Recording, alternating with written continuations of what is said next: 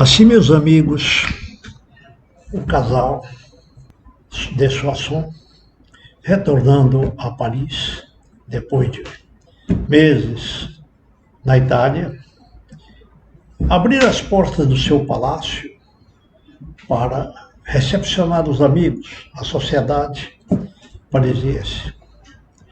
Gaston, como sabemos, exímio artista, músico, poeta, decorador, artista consumado em suma. Gaston foi chamado pelo seu amigo de Franceville a vir decorar o seu castelo, compor as músicas que ele mesmo apresentava às vezes, visando abrilhantar 3 anos de consórcio, 3 anos de casamento e o seu retorno a Paris. Nada melhor, artista nenhum, mais sensível do que Gaston para decorar todo aquele ambiente. E, sendo amigo, um irmão de Franceville, ele, veja você, veio para dentro do palácio de Franceville para cuidar de todo o trabalho, de toda a decoração, para homenagear os 3 anos de consórcio entre a sua ex-noiva, Henriette, e o seu melhor amigo, Georges de Soissons. E ali ele começou a trabalhar no mesmo ambiente onde morava e vivia Henriette. Era realmente uma situação muito difícil, mas ele não teve como dizer não ao seu grande amigo, ao seu irmão, verdadeiro irmão, Georges de Soissons, Georges de Franceville. E assim ele se transferiu para a casa do casal, para o palácio do casal. E lá ele começou a trabalhar. Mas eis que, desafortunadamente, ele sofreu um acidente e recolheu-se à cama. Quem foi tratar dele, dar assistência, além, logicamente, dos criados que ali existiam, o casal, Henriette e Georges. Isso dá para se perceber o quanto era difícil para todo mundo. Exceção de Georges, que nada sabia. Não sabia que a sua esposa tinha sido o grande amor do seu maior amigo e que por isso ela sofreu duramente a perseguição do seu pai, esse monstro que já conhecemos de Franceville. E assim, meus amigos, o tempo foi passando. Gaston voltou aos poucos à sua tarefa. E chegou finalmente o dia do grande jantar, do grande baile que iria comemorar os 3 anos de casamento de Georges e Henriette. Muito bem. Mas antes de chegar esse dia, aconteceu como era comum naquela época, Idade Média, era comum os cavalheiros saírem em caçada. E Georges de Franceville e os seus convidados, homens, partiram para as matas em busca da caça. Henriette, desesperada, ansiosa por ter uma palavra, pelo menos, com Gaston, que ele, pessoalmente, Gaston, não se dirigia a ela de forma nenhuma, quase que como se fosse uma desconhecida. E isso fazia com que ela sofresse mais, porque ela gostaria de dar pelo menos um bom dia a ele, e ele não dava oportunidade. Pois bem, meus amigos, passaram-se esses 2 dias e, finalmente, os caçadores se retornam. Mas antes que chegassem novamente ao castelo, Henriette, aliás, pediu a Francine, a sua dama de companhia, sua auxiliar dela lá, e conhecida, amiga, por assim dizer, de Gaston. Era pessoa da intimidade do Gaston. E Henriette pediu a Francine que verificasse para ela onde estava o Marquês de Gaston da Berville, Marquês da Berville. Francine se desencobriu de tarefa e disse: ela está na biblioteca. E para lá ela seguiu. Isso devo esclarecer, antes da chegada dos caçadores, que ficaram caçada durante 2 dias. Henriette foi até a biblioteca, onde Gaston se encontrava. Ele levou um susto e até a repreendeu docemente. O certo é que ela foi lá para dizer para ele o quanto ela estava sofrendo, o quanto ela gostava dele, o quanto ela o amava, e pedir a ele que não fosse para a América. Como já dizíamos, ele, depois dessa festividade no castelo, desse arranjo, ele embarcaria para a América. Ele não queria mais ficar na França, exatamente em função do problema dele em Henriette.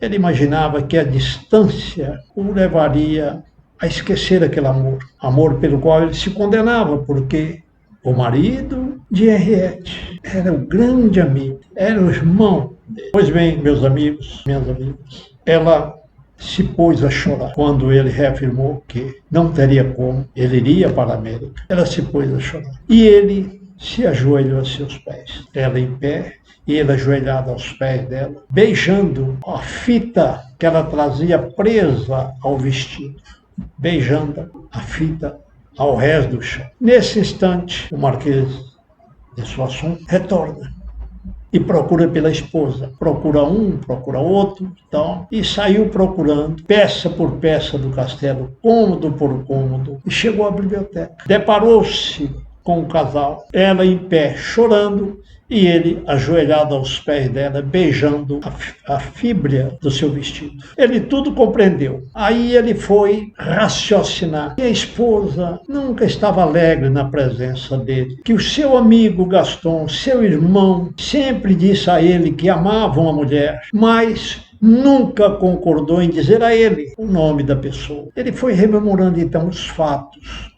Naquele jantar, o olhar dela é vazio, não tinha assunto, cabeça baixa. Quando levantava o olhar, fixava o olhar numa determinada direção. E que ele, acompanhando a linha desse olhar, verificou que lá na ponta estava Gaston, também dirigindo um olhar nessa direção de onde ela se encontrava. Tudo isso ele foi rememorando. E quando ele se deparou com aquele quadro de Henriette chorando e Gaston ajoelhado aos pés dela, ele tudo compreendeu e se sentiu traído pelo mais nobre amigo dele, pelo irmão, o verdadeiro irmão. Ele saiu daquele ambiente e retornou imediatamente com 2 pistolas e colocou uma em cima da mesa e disse para Gaston: defenda-te, cão, porque senão eu te mato, defenda-te. E Gaston disse a ele que não iria se bater com ele. Ele poderia matá-lo se quisesse. Mata-me, eu não me defenderei. Mas eu quero que você me ouve, que você escute o que eu tenho a dizer. Você está julgando mal. A sua esposa jamais te traiu, sequer com um olhar. E eu tenho que te dizer isso. E Soissons não quis ouvir. Colocou a pistola em cima da mesa e disse: defenda-te, porque eu te mato e eu não quero te matar. Eu quero te matar num duelo, numa luta. Eu vou te matar. Gaston, então, que era, como nós sabemos, porte atlético, forte, Gaston conseguiu abraçá-lo por trás. Ele com a pistola na mão e Gaston segurando o braço dele. Conseguiu desarmá-lo.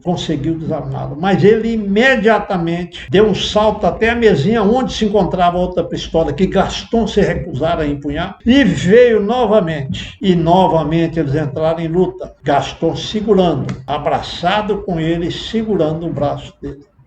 Os dois rolaram e caíram em cima de um sofá que ali estava. Tropeçaram e caíram ao chão. A pistola disparou, atingiu o seu grande amigo. Aí, com aquele barulho todo, os convidados chegaram e, logicamente, a polícia veio. Prenderam Gaston como suspeito de matar Soissons. Ele se deixou levar, porque ele estava também totalmente desnorteado. Todo mundo concluiu: ele matou. Ele atirou em Franceville, porque era amante de Franciette, a esposa. A conclusão foi essa. E esta conclusão caiu no domínio público, foi às ruas. Bom, o pai de Franciette, da Marquesa de Soissons, né, da nossa heroína, coitado, vítima, né? da situação. Se encontrava na Itália, imediatamente foi um correio e ele, que não, como sabemos, tinha ódio de Gaston, veio rapidamente, retornou à França com o seu ódio ainda mais intenso, mais destruidor. E chegando, Gaston ainda se encontrava preso em Blois, na penitenciária de Mazas, em Blois, lá onde ele tinha o seu castelo. Foi trazido, então, recambiado para Paris e encerrado na Conciergerie, uma tétrica prisão daquela época. Aliás, eu pessoalmente a conheci. Prisão onde estiveram presos Maria Antonieta, seu marido, foram decapitados ali no pátio daquela tenebrosa prisão Conciergerie. Gaston foi preso numa de suas celas, masmorra, e por lá ele ficou mais ou menos esquecido. Mas Flávio de la Cordelle não esqueceu.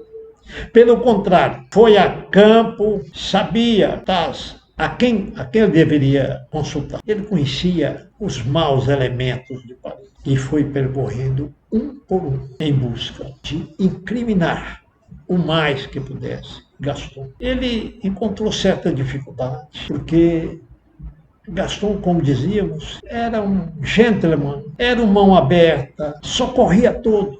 E alguns desses mau elementos, cujo nome me falha na hora, no momento, mas era um falsário que toda Paris conhecia. Ele prestava serviços aos mais tenebrosos daqueles que o procuravam. E ele não quis, quando chamado a produzir um documento que incriminasse Gaston, ele se recusou. Mas, como era um mau elemento, e Flávio de la Cordelle tinha a sua ficha em mãos, colocou a seguinte situação: ou você me atende, ou você vai preso, porque eu tenho tudo em minhas mãos. E foi relatando para ele tudo aquilo que conhecia da vida dele. Bom, entre a ameaça e o dinheiro, ele produziu um documento. Mas não um documento que falasse que ele matou Gaston. Esse documento dizia que ele, juntamente com outros próceres republicanos, planejava matar o próprio rei. Bom, isso documentado, passado em mão de juízes que concluíram por aquele documento que era realmente escritos pelo próprio Gaston, convocando seus companheiros republicanistas a assassinarem Luís Felipe, rei de França. Bom, o julgamento de um regicida, ou mesmo de alguém que, mesmo sem ter matado o rei, mas planejava fazer, era muito difícil. Inclusive, um dos companheiros pertencia ao clube de Gaston, daqueles que sonhavam em trazer para a França um regime republicano, com eleições, mas não morte do rei, não era isso. Destituição do rei, mas morte, não. Mas o que prevaleceu no julgamento foi que eles planejavam matar o rei. E não era verdade. Inclusive, o clube ao qual Gaston pertencia, de próceres republicano, um dos amigos, era amigo de Gaston, foi professor de Gaston quando ele ainda era jovem, que nós lembramos, era Victor Hugo. Victor Hugo, inclusive, teve que fugir para não ser preso. Conseguiu fugir da França. E outros vários companheiros de Gaston foram presos, juntamente com Gaston. Pois bem, Gaston foi julgado, condenado à prisão perpétua. Não lá na França, não lá na Concierge, não. Ele foi condenado a cumprir sua sentença aqui na América. E para cá, juntamente com outros condenados, ele foi trazido.